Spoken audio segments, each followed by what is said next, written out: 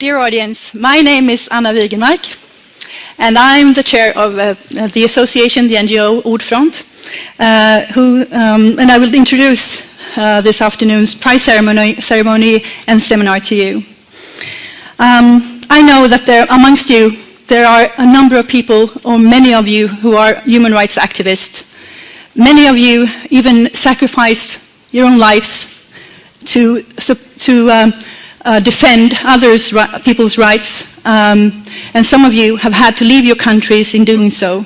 Others have decided to stay and fight at home, still facing the risk of being incarcerated, tortured, threatened in many different ways. You have been here at the Human Rights Forum to give us more knowledge and information about the situation in your country and about the situation for human rights defenders all over the world. I'm deeply impressed and in awe of the work you do, and of your courage and determination to fight for human rights and democracy all over the world. Since 1993, Ordfront has presented an award to an individual or a group that works for democracy and human rights in Sweden.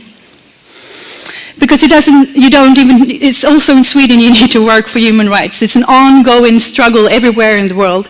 And Sweden is not a country where just because there are human rights here, you should stop working for it. It's a struggle we have to win over and over again.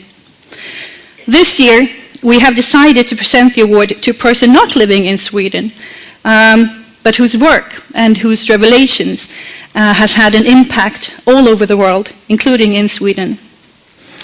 It is thus with great pleasure and honor I present to you this year Democracy Prize winner of the Ordfront Democracy Prize, Mr. Edward Snowden.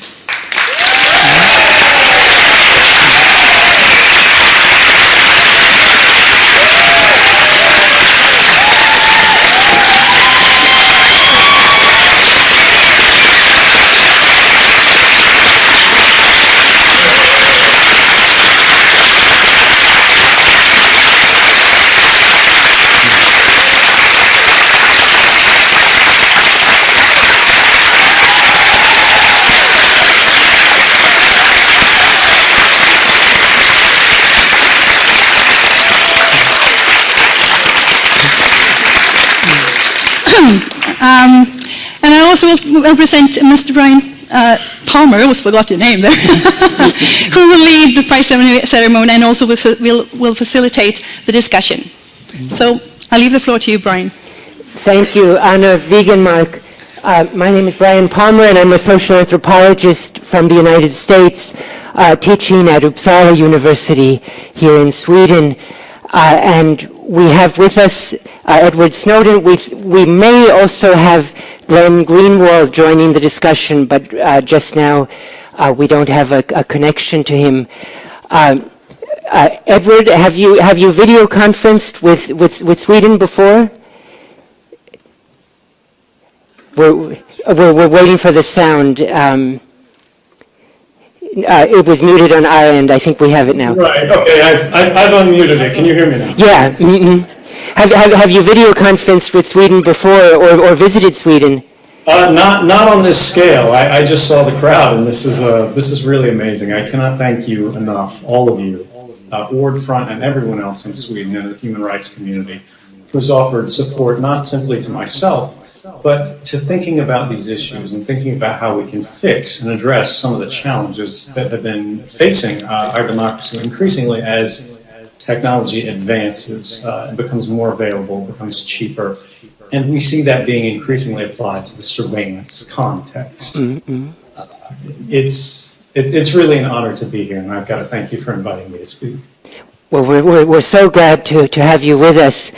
And here in this auditorium, we have the students, journalists, other citizens participating in the Swedish Forum for Human Rights, Scandinavia's largest human rights gathering that takes place each year. This event will be 1% ceremony and 99% discussion. First the ceremony. the formal ceremony. Edward Snowden, on behalf of the Swedish Civic Association Ordfront, I hereby present to you the Ordfront Democracy Prize for 2014. Thank you. Thank you very much.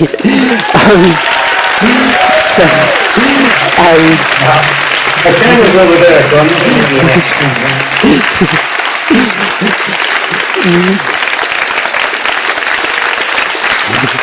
Thank you.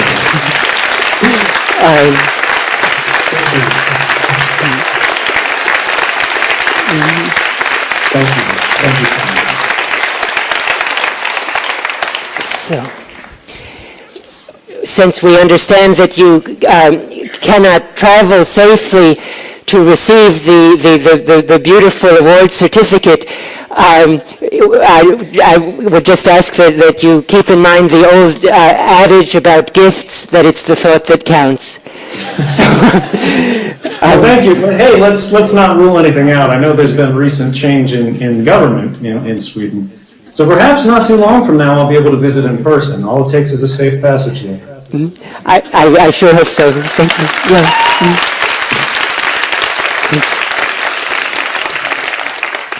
Let me read just a small snippet from the official award citation. Quote, Edward Snowden has insisted that it must be up to an informed citizenry to decide whether they wish to live in a world in which they are constantly monitored by the state.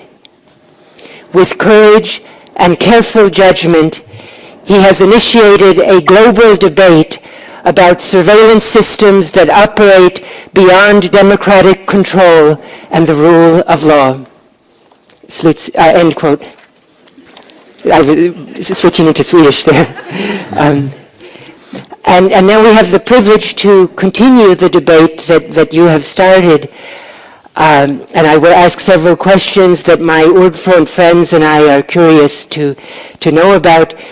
There may be a time lag in the line due to all the wiretaps, and also simply because the Earth is big, and Edward is in Moscow. The first question concerns the double roles of the NSA and other surveillance agencies. One role is to spy on suspected criminals and terrorists. The other role is to spy on just about everyone else.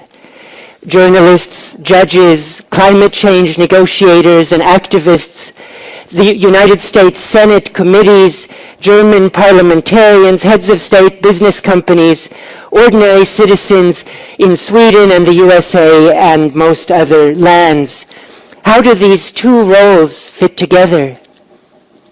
We see this becoming more and more of a problem because you have sort of an individual agency within a government or an organization that becomes sort of an institution unto itself. It doesn't have oversight because it says that everything we do, all of our operations, are secret.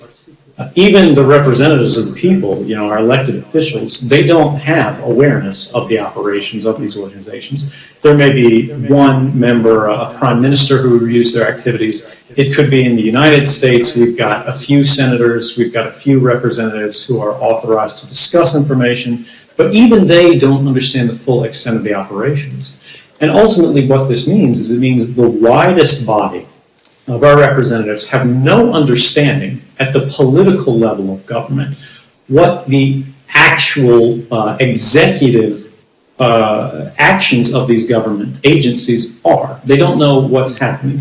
And so because of this, we have what are initially developed as foreign intelligence programs, designed for stopping terrorists, designed for preventing military incursions over borders, extraordinary powers that are granted often in secret to these organizations. But over time, particularly in the last decade, we've seen an increasing tendency within governments to allow these organizations to expand their mission. In the US, we refer to this as mission creep, where sort of its mission expands out slowly and secretly. We don't know what's happening. And this is dangerous because powers that we would not have authorized our police agencies to use within our own countries against our own citizens are increasingly being used for exactly that purpose. They start out being used outside the borders in situations of extreme threat where we're worried about, somebody bombing a marketplace. And then suddenly we see it being used at home to search for drugs, to search for the associations of people, their political identities. And what's really dangerous is because of the way technology has become cheaper, it has an expanded reach, these things are no longer happening on a targeted basis. For example, we may want to listen to a terrorist's cell phone in Pakistan. We know who this terrorist is. We want to listen to his phone calls to see who he's talking to. That's called targeted surveillance. What we've seen in the last year is the birth of what's called, well, not really the birth, but the explosion of what's called mass surveillance, which is where we monitor the telephone communications of everyone in Pakistan, of everyone in, the Congo, everyone in China, everyone in Russia, and even everyone in Sweden, everyone in Germany, everyone in France, and then eventually everyone in the United States. And this isn't science fiction, this isn't a prophecy, this is happening today. Within the United States, the president himself has appointed review panels to look over his programs that have been authorized to intercept the call records of every citizen in the country. Now, where they have the technical reach to do this differs in place to place, but the reality is the policy is there. And this mission creep is extraordinarily dangerous because we now see it being automated to things such as drones, to airplanes. Just yesterday in the Wall Street Journal, there was I'm not sure if everyone's seen it, there was a newspaper article headlined that American cell phones are being targeted in secret U.S. spy programs. What this means is that we have airplanes in the United States operating domestically that have sensors attached to them that listen to the emanations of our cell phones, the wireless adapter cards in our laptops, our Bluetooth headsets, the hardware addresses in your iPod or your iPhone. All of these things have what's called a universally unique identifier, a UUID. And that means once they find out where you've been 3 times in the day, for example, your home, where you work, and where you study, where you go to worship, where you go to vote, anything that can be traced back to you, your friends, your associations, they can then recognize, based on a very small amount of information, such as 3 places you've been, that this hardware address is your iPhone. And then when these planes are circling around our cities, and again, this was reported yesterday, this isn't prophecy, they can track all of your locations because you sit here in your office. As the plane orbits you, it hears your cell phone at multiple locations on that orbit. And based on that, it can triangulate your location. It can track your movements on an increasing and basically permanent scale based on the cost of storage, based on how widely they want to use this. And this is really dangerous because we go, how did this happen? It wasn't authorized by law in the United States. There was no public debate about this. It happened in secrecy. In fact, when the journalists who reported this story went to the government, and they said, what is this? Why is this happening? Can you explain why it needs to happen? Can you justify this intrusion into our rights? Because it's extreme and it's unjustified. And the government said, we can't say that this program exists or that it does not exist. We can't defend it and we can't say that it's necessary because to do so would acknowledge that the program exists. And this is critical because we've got branches of government where we rely on the checks and balances, the friction between the court system, between the executive agencies, the police, the investigators, and between our legislature. And what happens is we have basically organizations and politicians shutting us out of the court system. They're taking the public out of the decision-making process in the elections by saying that we don't need to know about these programs, they're secret, telling us about them will damage national security. And then once they're implemented, if our rights are violated by the programs, typically we would go to the courts, we would make our case, the government would make their case, and then we would actually have the judges decide, is this right, is this proper, does it respect rights? By denying the programs even exist, but refusing to say that they don't exist at the same time, they can tell the courts that they don't have the jurisdiction to rule on these programs. They can't consider the question of whether our rights were violated at all. And this is a critical fact of the revelations of last year that many people didn't understand. They thought about it as only being about surveillance. And surveillance is a massive issue, particularly when we talk about the fact that it's happening on an untargeted basis. It's happening en masse. We're no longer watching criminal suspects, we're watching entire populations. But the reality is that surveillance was only the mechanism of understanding for this new and novel change in the model of government in Western and liberal societies where we never would have expected this activity to occur previously. And this is where we are losing the ability to actually shape and guide the policies of our governments, the ideas that we have, where we say the line should be drawn around the boundaries of our rights. And necessarily as a result of this, we become less self-directing, less liberal, and less free. And I think that's something that we need to resist at every turn.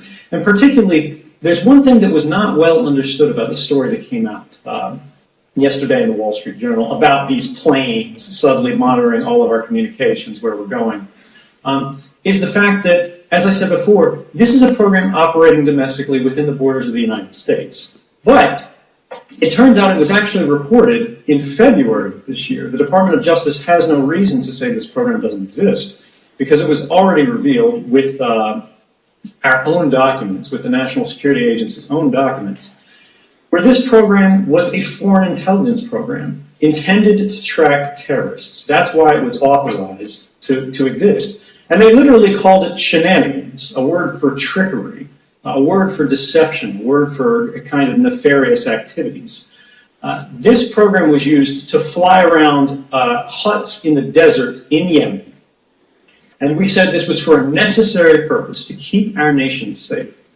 And inevitably, only a few short years later, without any authorizing law, without any awareness of the public, without any public debate or any political discussions, we see that that same program that was authorized to hunt terrorists is now hunting small-time criminals at home in our own cities. But it's affecting all of us. All of our communications are now being intercepted. All of our locations are now being monitored simply as a product of using these programs in new and novel ways.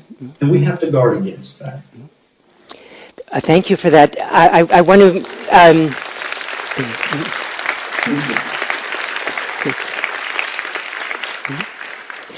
I want to zero in for a moment on the people who are doing this information gathering and have access to the information, the workers at the various surveillance agencies. How do your former colleagues and people working in this branch see themselves? What are their typical self-perceptions?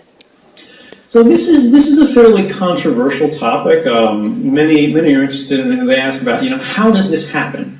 How can we have organizations that are basically limiting the rights of free societies? They're directly undermining the amount of liberty within a society without all of the employees saying this is wrong. And of course, these agencies aren't staffed with evil people. And that's really the answer there, is none of the people working in these organizations are trying to do a bad thing. In fact, it's quite the opposite. Everyone at the NSA that I work with believed they were doing a good thing. They believe they're going to work every day and they're trying to keep us safe. They're trying to protect us from serious threats out there. The problem is twofold. First off, no one at the NSA, no one at these secret organizations has the full big picture of what are the consequences of their actions. And this is a result of secrecy. When you work in one office at the NSA, you're not supposed to know what someone's doing in the office down the hallway. You're not supposed to know necessarily what the person at the desk next to you is working on. You only see your tiny part of the puzzle. So you do your piece, and you don't see that it's interacting with another person's piece, and another person's piece, and another person's piece, to create this gigantic net that has consequences that you did not foresee and that you have no awareness of. But ultimately, more fundamentally, we have to understand that good people can do bad things for the right reasons. When we think about the former republic in East Germany, when we think about the Stasi, when we think about any state surveillance programs, any state security bureaus, the KGB, things like that has existed in the past, these organizations were created in societies that perceived themselves to be under threat, and in many cases they were right. They were facing pressure from external forces, from adversaries, and they thought protecting the state was the most important thing that they could do to provide for the lives and the political control of their societies. They didn't sign up to violate people's rights, but that's what they ended up doing. And it's very much the case here. Now, the NSA is not the Stasi, that's clear. But the reality is they have created a system of surveillance that is far beyond what any previous surveillance society could have ever dreamed about.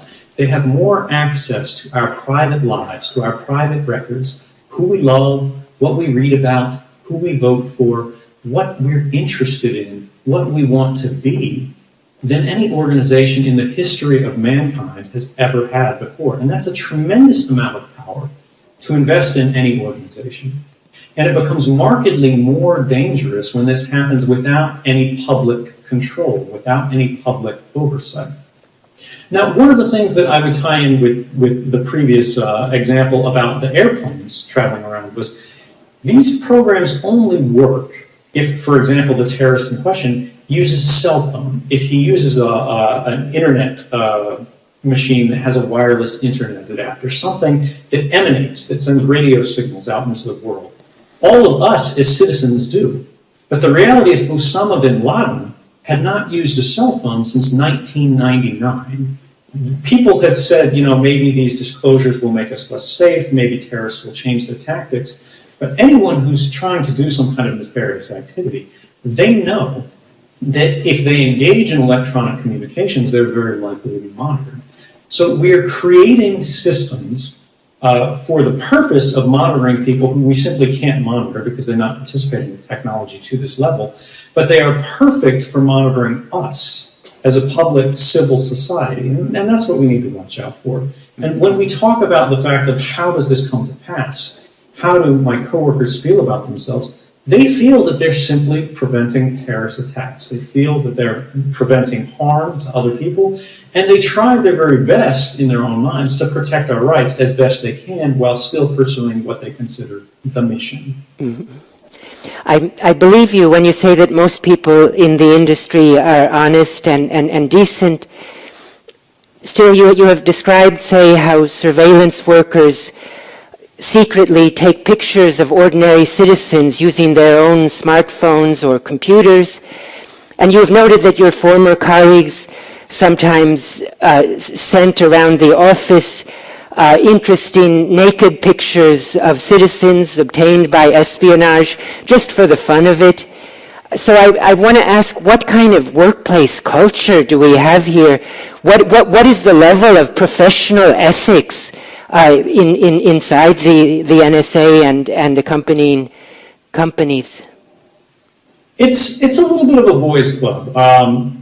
When you think about how this happens, you don't want to think about it as this individual is specifically trolling for nude pictures of a particular individual, although this has happened in the past. In fact, NSA analysts have abused these activities, their capabilities to intercept private people's emails, their phone conversations, their attachments, their images and things like that on their accounts, so many times that they have an internal name for it called LOVEINT, meaning love intelligence. I think more than 12 people have been openly declared to Congress in the United States as having violated the law and used NSA capabilities to do this. And interestingly, not a single one of them, as far as I understand, has been prosecuted for it, because they consider the secrecy of the programs to be more important than the social interest in justice in deterring individuals from doing this kind of thing in the future. They think that simply having your privacy violated, having a man at the NSA, pass around pictures of your naked body is really no concern of yours. But as to how it happens and what it says about it, it's not that they see this as harmful at all. They assume that you will never know that it happened. And so because of that, it does not affect you at all.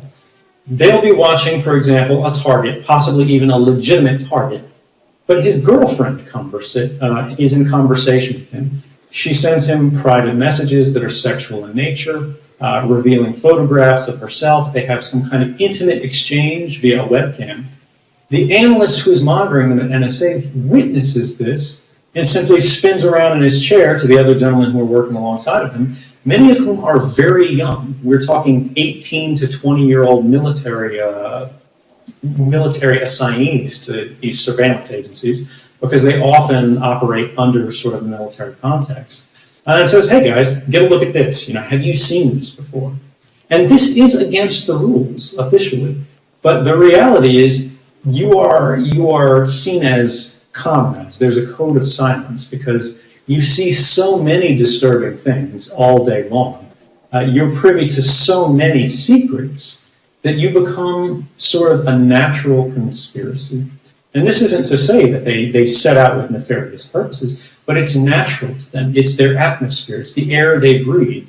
And human nature is such that, and we've seen this from psychological experiments in the past, when you invest ordinary people with unnecessary authority to react and respond in disproportionate and unnecessary ways to threats that aren't particularly significant, they will abuse that power, if only out of boredom. And that's a very dangerous thing. And that's why we need to have oversight. We need to have accountability for individuals who do the wrong thing. And most importantly, this has to start at the top. We cannot simply punish workers at the lowest level when something goes wrong.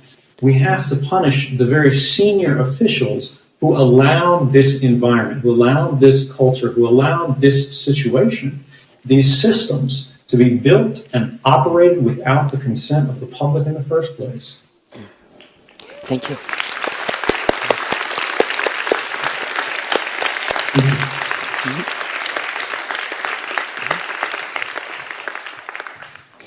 How can ordinary people, journalists, people in grassroots organizations, protect themselves from state surveillance? I prepared for this interview with you using Gmail, Facebook, Dropbox, Skype, and now Google Hangout. In trusting the security of these services, was I a complete idiot? I wouldn't say you're an idiot, but I would say I have some bad news for you. One of the earliest revelations of the last year was something called the PRISM program. And you mentioned Facebook, you mentioned Skype, Google, all of these companies, the most important American service providers, have been subverted in secret by these organizations. And this is not unique to the United States. The United States does it to the greatest and most abusive extent when it comes to this, because these organizations are headquartered, they're incorporated in the United States, so they have more clout. But the reality is, any service provider nowadays often faces this kind of pressure. What's dangerous about using Google, about using Facebook, about using Dropbox, is that they have access to the content of your communications. They're stored completely unencrypted. Your mailbox that you don't have at home when you log into Gmail is on a Google server somewhere out there in their data centers. Until they adopt a technological scheme called zero-knowledge encryption, where they hold data for you, but they cannot read it themselves, it is going to be vulnerable to this kind of abuse, where the company itself can read it, they can analyze it for revenue activities, they can try to sell it to advertisers, or they can simply provide it to your adversaries, whether they happen to be in a government, if you are a freedom of information activist, if you live in a repressive regime. These governments could pressure these companies and say, we're going to revoke your operating license unless you play ball and provide us this kind of information. And that's a very dangerous thing. Even in the United States, where I believe most people would agree we have a fairly well-developed system of laws, it's extraordinary because the PRISM program that allows Google and Facebook and all of these people to turn over information to these state security bureaus, it operates without warrants. You know, there was a lot of confusion and controversy about this because warrants are used in some cases, but warrants are only used when they're pursuing the information about a U.S. citizen. If you live in Baltimore and the FBI wants to get your information out of Google, they send Google a warrant. But if you're Swedish, they don't need a warrant. They don't even need to show probable cause that they suspect you're involved in a crime. There's a special authority under the FISA Amendments Act of 2008 in the United States called Section 702. And this allows the Attorney General of the United States to secretly create a certification, an authorization for an entire class of search. And this can be anything related to, say, foreign intelligence, which is an extraordinarily broad. That's the same authority that's used, for example, spying on Angela Merkel, or the United Nations Children's Fund, or the World Bank, or any of these other organizations, or climate conferences, if you're a climate activist. This same authority can be used to steal your email, and it's not really stolen because Google has to hand it over willingly, from these companies without the showing of a warrant, without showing the suspicion of any crime. And this is an extraordinary subversion of the process of laws, particularly because if you are one of the 95% of human beings who live beyond the borders of the United States, you have been placed in a very vulnerable position, and you have no ability to protest. You have no ability to push back besides not using these services. And these are some of the most important communication services that exist today. So what we really need is we need more international standards. We need more of an international agreement on where the line should be drawn, on the fact that any kind of surveillance must be done on an individual basis, that is both necessary, it is restricted to being necessary and proportionate to the threat prevented by this individual. Orders must be provided by a judge on the basis of a judicial warrant. And we don't deviate from these except in times of total war, where we are facing an existential crisis to the entire body of the citizens. And to date, we don't have that.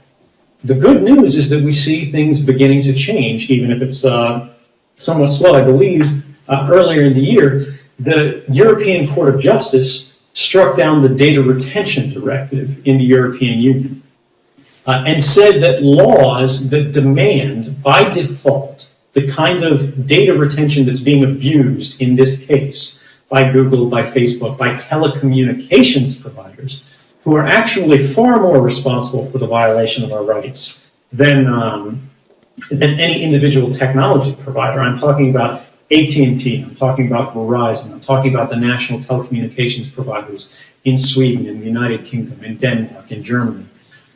These organizations we have to depend on to protect the privacy of our communications on a broad collective and social level, and increasingly we see that being violated. But it is a very good sign that courts are beginning to push back and say, without any sort of nuance, without any sort of half measures, mass surveillance, the untargeted surveillance of entire populations, without the involvement of judges, without the involvement of orders that say this particular individual is suspected of this particular criminal activity, are a fundamental violation of basic human rights. Mm-hmm. Thank you. Yeah.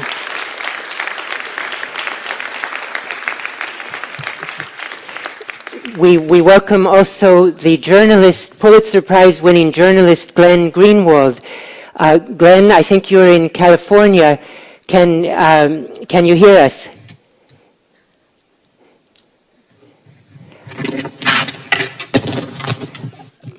Hello? Hello? Can you hear us there in California, where I guess it's about 6 in the morning? 5 in the morning? I'm actually in Brazil. Oh, you're in Brazil, okay. Yeah, so it's more reasonable. It's 11:30, and yeah, I can hear you. Can you hear me okay? Yeah, we're just in the middle of the discussion with Edward, and what I'll do is continue with the questions and then ask Edward to comment and then ask you to comment, if that's okay, for you to sort of hop in midstream here. Oh, sure. What, you mean it started already? Yeah. We're live now. I see. We started about half an hour ago. Oh, so I'm late. I apologize. All right, yeah, I'm just gonna need about 2 minutes, and then I will be ready. So I will be listening as you do it. No problem at all. We're just grateful to have you with us, we'll speak soon then. Great. Yeah, but back to you, Edward.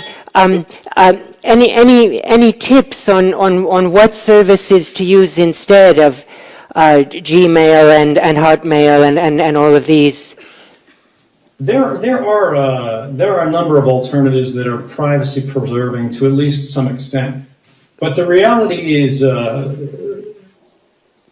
it's very difficult to stay completely anonymous online. It's almost an impossible task. In many cases, it is an impossible task. That is slowly changing because we see the development of new tools. We see the development of new social structures that are making that more possible. I could list companies that do a much better job. For example, Dropbox has a direct competitor called SpiderOak that uses the same kind of zero-knowledge encryption that I mentioned previously, where they hold your information just as Dropbox does. They do the exact same thing, only they don't have the keys to provide your information to advertisers or to someone else. So your information is safe not just from external forces, but also from the company itself. And this is an important change.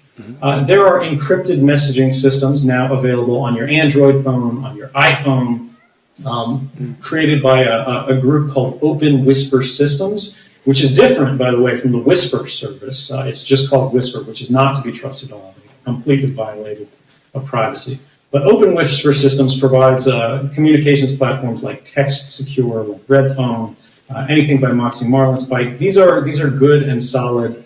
Nothing is perfect, but they're much better. And all you have to do is download the app on your phone, and you can send text messages just as you always have. You can make phone calls just like you always have. But now it can no longer be monitored by third parties.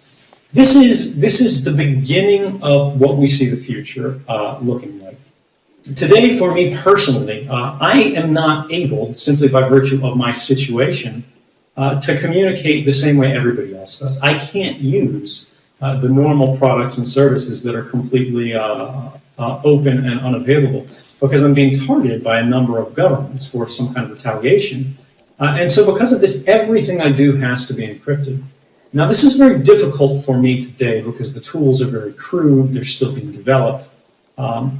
But the reality is, my present, which is juggling all of these difficult encryption tools, is your future, unless we look at this in a more fundamental way, which is we need to require regulation. We need to require international standards on how we're going to protect communications, not simply within our domestic national legal frameworks, but internationally in the standards that underlie our technology, our communication systems. Because, for example, if you sit in Sweden and you trust the Swedish government would never do anything to harm you, they are completely protective of your individual and collective rights, and they are the most enlightened government in the universe.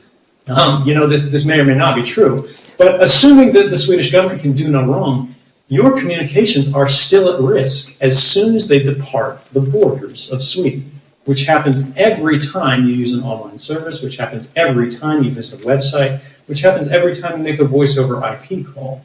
And so the only way to ensure that your communications are protected the same at home as they are once they cross into China, as when they cross into Norway, as when they cross into Germany or the United Kingdom or the United States or Latin America or anywhere else in the world, is to ensure that our technical standards, which can be enforced across borders regardless of what the laws of a given nation say, protect our rights where letters on a page simply can't do anything. That's the direction we need to be moving in, and that's going to require support for technical research organizations, funding for academic and scientific research into new and better ways of protecting anonymity, of encrypting messages in a secure and robust and reliable way, and having a simple debate where we go, how do we draw the lines around society where we can ensure that collectively all of our communications are secure, while still providing some capability for the police to do their work in the context of targeted investigations.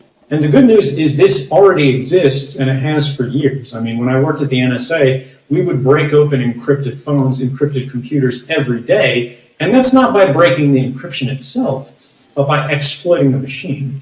And as long as a judge is involved, as long as we can get a showing of probable cause, that we have evidence showing to a judge that this person is more likely than not to be involved in serious criminal activity, these are things that we as a society can create frameworks for and make sure that these capabilities exist. It's not a choice between privacy and sort of safety. What we are choosing between is security of all of our communications, security of our economies, security of our products and services, and mass surveillance. We do not need mass surveillance. We've seen these systems have been built. But when we look at investigations in the United States, where these panels were appointed by the president himself, they had every incentive to exonerate these programs and say they're effective, they do great things, gave the panels full access to classified information so there could be no question of whether or not they couldn't see this or that. They knew everything. They found that systems of mass surveillance, even though they've been operating for more than 10 years in the United States, had not been instrumental in stopping even a single terrorist attack in more than a decade of operation. And if that's the case, we have to ask, why are we giving up our rights for programs that are not effective, not necessary, and not a part of a kind of world that any liberal society would want to live in? Thank you.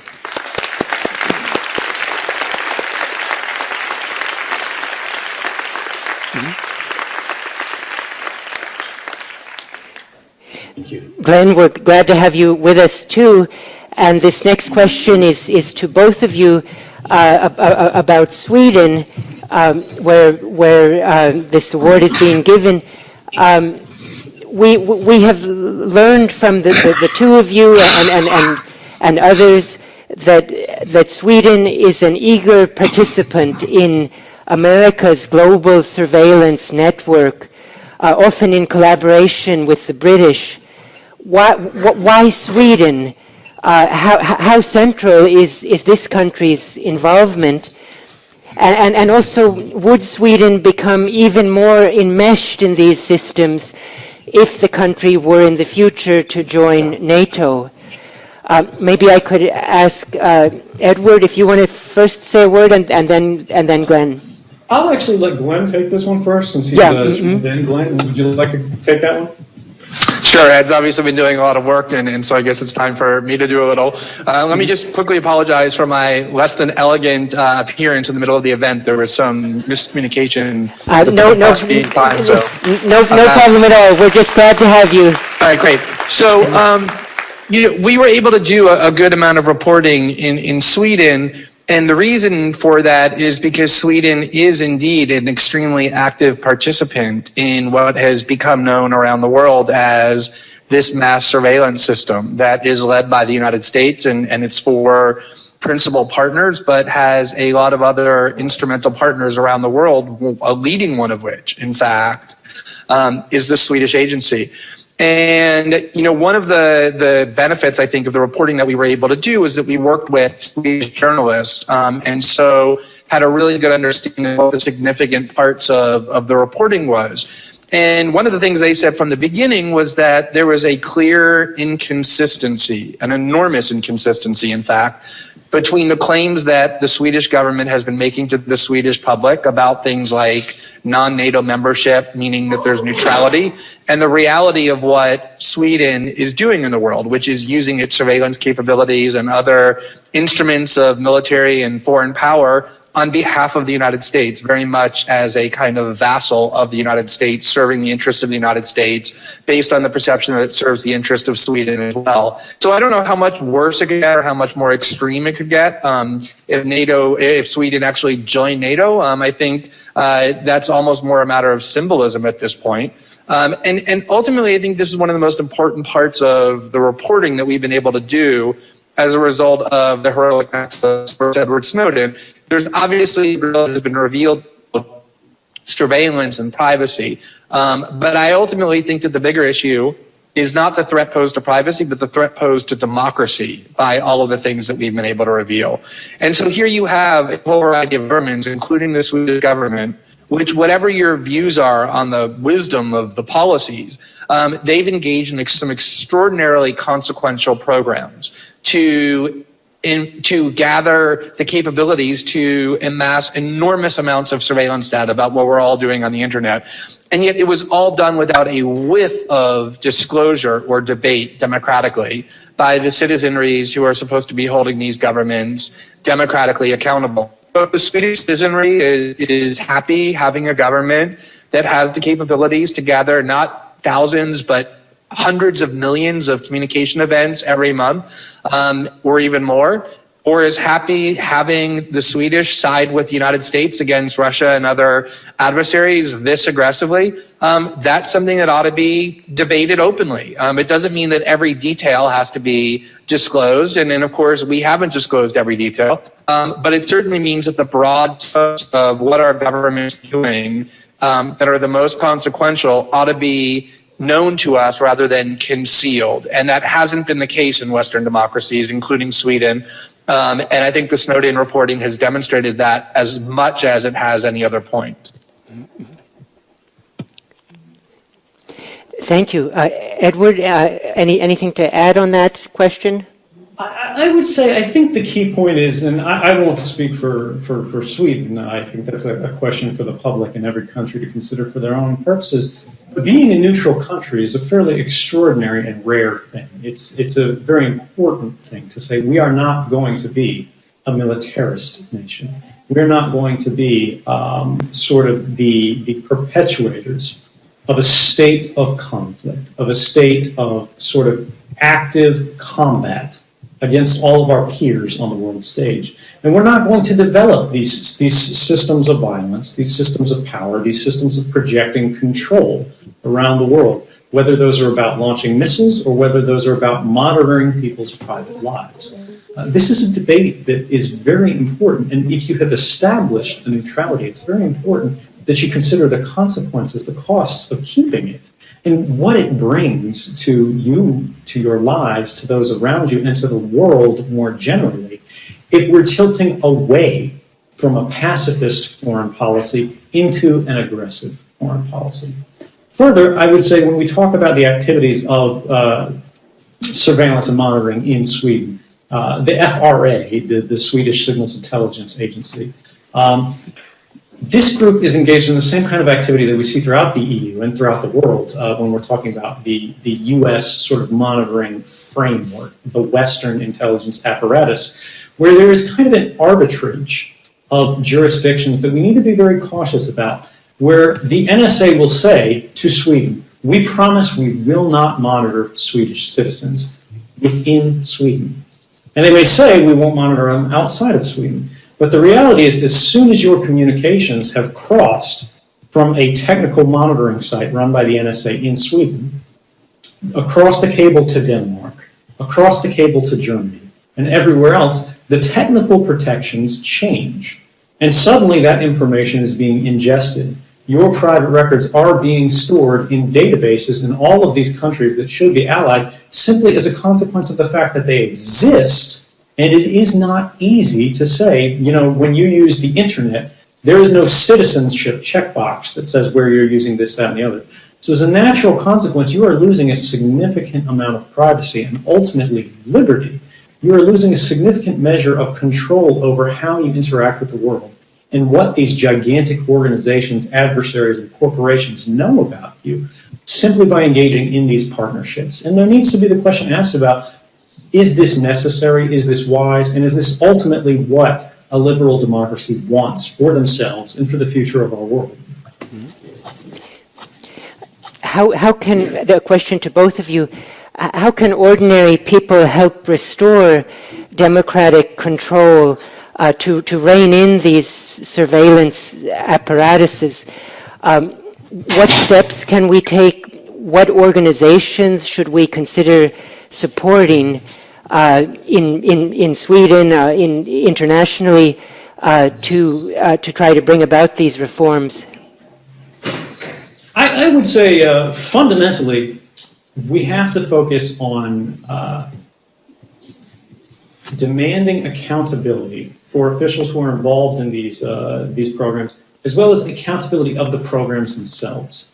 We as the public cannot exercise any meaningful control over the activities of our government if we don't know what they are. I mean, that's a basic point that governments today are refusing to argue. They're saying, we can't tell you about these programs because if you know about them, they will no longer be effective. And yet we still catch criminals on telephone wiretaps that have existed since the very early 1900s. We know for a fact that these claims are not true, because if I am a criminal involved in some kind of a nefarious activity, I have two choices. I can either choose to coordinate with external peers and risk monitoring, or I can choose to act on my own and significantly decrease my capability. And what we see is often criminals, regardless of the dangers, particularly because criminals are not the most bright and rational people to begin with, they tend to make the less safe choices. And they tend to go, hey, I'm going to talk to all of my friends, and steal someone's shoes, and then post about it on the internet. And so regardless of whether or not these capabilities are known, they will still be effective to some extent. And we will have other capabilities that will be effective regardless as technology advances, because what we need to understand about intelligence agencies is they do not have a finite source. They do not have finite sources of intelligence. They are factories that produce sources of intelligence on a constant basis. We create new techniques. We create new methods for gathering intelligence as a natural consequence of putting a ton of very smart, very motivated people in a room and telling them to solve a hard problem. So I would say that the key is accountability of government and accountability to the public for what these programs are. And ultimately, we have to demand that courts have the political courage to make the hard decisions about difficult cases when it has an impact on where the boundaries of our rights are being decided, particularly when secrecy and particularly when national security are put forward as arguments. The idea of a state secrets privilege is fundamentally incompatible with liberal democratic societies. And Glenn, the same question. What initiatives, organizations can ordinary citizens be part of to reform this system? Well, interestingly, there has been this split. If you look at how governments have responded to this reporting versus, say, how large internet companies have responded. So in the United States, for example, there were polls overwhelmingly showing for the first time since 9/11 that people fear the government's assault on their civil liberties much more now than they fear external terrorism. The first time there has been polling results like that since 9/11, which came about as a result of the reporting we were able to do. And there's hundreds of millions of people or tens of millions in the United States who are very, very alarmed by and opposed to these programs. And yet there's been no law thus far passed in the United States to limit even the most extreme programs that we were able to report, because there really is this huge disconnect between the views of citizenry and these large governments. But what has been really promising, and I think there will be some laws passed ultimately, but they won't be very significant. But what has been really promising is the way in which the large companies like Facebook and Yahoo and Google now realize that their future viability depends upon a serious commitment to protecting the privacy of their users' communication. Obviously, these companies don't have any real interest in the privacy of their users. They were more than happy to fully collaborate with the internet when they thought they could get away with doing it because nobody knew they were doing it. But now that it's known what they were doing, and it's known the extent to which people's privacy is being compromised, there is a serious movement globally to demand that these companies protect rather than subvert and override the privacy of their users. And they're really petrified that in the future, if they don't do that, people are going to say, I'd rather use a German social media company or a Brazilian or a Korean one rather than Facebook and Google, because I don't trust these companies to safeguard my information. And they're now taking serious steps because they're forced by their customers to do things like put encryption onto new products, and provide other privacy protecting technologies. And I think this is a crucial pressure point. I mean, if you're somebody who cares at all about your privacy, you should certainly be doing things like using basic tools of encryption to protect your email, or things like the Tor browser to protect your online activities. Those things really work. They're not perfect, but they do put a real wall between the government and their efforts at surveillance. But even more important, simply don't use those companies that have proven that they will violate your privacy. Use the companies that are making a real demonstration that they will protect your privacy. And that will not only reward the companies that are doing that and punishing those who are turning data over to these governments, but it'll put enormous amounts of pressure, the kind of pressure that matters to these companies, which is their bottom line, to start to take privacy very seriously and to resist government encroachments into people's privacy. And I think that's something that individuals around the world can do very, very powerfully. Thank you.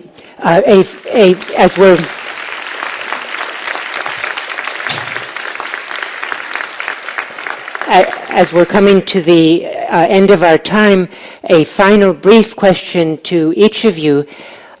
These have been a very intensive 18 months for both of you since the beginning of the revelations. How have the past 18 months changed you as a person? What have you learned about life during this period? It's a broad question to ask for a short answer, but I'd just be interested to hear. I would. Yeah, sure. I'll answer that first, and so leave the final word to Ed. There's a lot I've learned, but I'll just give you one lesson that for me has been among the most significant that will, I think, affect me and how I look at things for the rest of my life, which is that when I got to Hong Kong, I met somebody who at the time was 29 years old, who had no real power or position or prestige of any kind, and had decided to essentially unravel his entire life and risk everything in our lives that we genuinely value in pursuit of all of the rights of all of us, the privacy rights of all of us, and to do something about a profound injustice that he believed he had confronted. And through nothing more than an act of conscience, literally just a very principled act of conscience, he was able to change the world, to literally change the world. And I think it's an incredibly powerful testament to the power of individuals to subvert and undermine injustice, even when it comes from the most powerful government on earth. And I think it should be a reminder to all of us that defeatism, or this idea that we don't have the power within us to change things, is always a mythology. History is full of Edward Snowdens, people who are very ordinary, who through extraordinary behavior do a great deal of good for the world. And I think and I hope that it will inspire huge numbers of people the way that it inspired me. Thank you.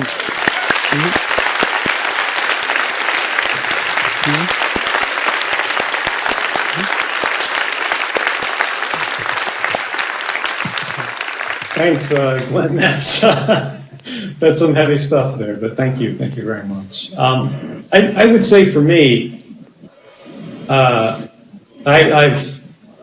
changed so much, and I've learned so much. I mean, my politics have changed, my worldview has changed as a consequence of the events of what happened and come beyond. When I stepped forward and decided that I had to act, that I had a moral obligation, and more importantly, that I had a civic duty to my family, to my peers, to everybody who shares the country that I live in, that some wrongdoing must be opposed. We have to stand up and say something about it if we believe in it. We can't simply say this is wrong internally. We have to stand and protest. We have to stand and be counted. We have to stand up and say, I will do whatever I can. I will pay for things to make a difference happen. And I did lose a lot. I can't return home now. But I have gained so much more. I have a tremendous sense of satisfaction in the work that I've been able to participate in the response from people, because ultimately what I learned is in Hong Kong, the journalist Glenn asked me, what is your greatest fear? What are you worried about? And I said that nothing will change that people will not care, and that we will simply look away because it is too much to consider. It would cause us to despair. But the reality of the response has been enormous. And much like we've seen with technology, technology is an amplification of individual power. It's what allows us to reach beyond borders, to think and to share and to create and to build communities and to build better societies. But it amplifies government power of control, invasion, intrusion in the same way. Principle amplifies that same kind of activity. Courage amplifies that same kind of activity. And when one person stands up and says, yes, I am afraid, but I will stand up anyway, we see the entirety of the world can pay attention and stand up alongside them, and things will change. Together, we can change everything simply by saying, no, there is a level of incivility and inhumanity that I can tolerate as an individual. I can tolerate as a member of a community. But there is a bright line beyond which I will no longer be a part of wrongdoing. And I think last year for myself and many others around the world, we saw that line. Together, we've stood to stand up. And while we've done much, there's still so much more to be done. But together, I think we can make it happen. And we can say that the loss of privacy is not inevitable. The loss of liberty is not inevitable. The loss of control over our governments, over our policies, over the world we live in is not inevitable. It is a choice, and it is a choice that together we can make.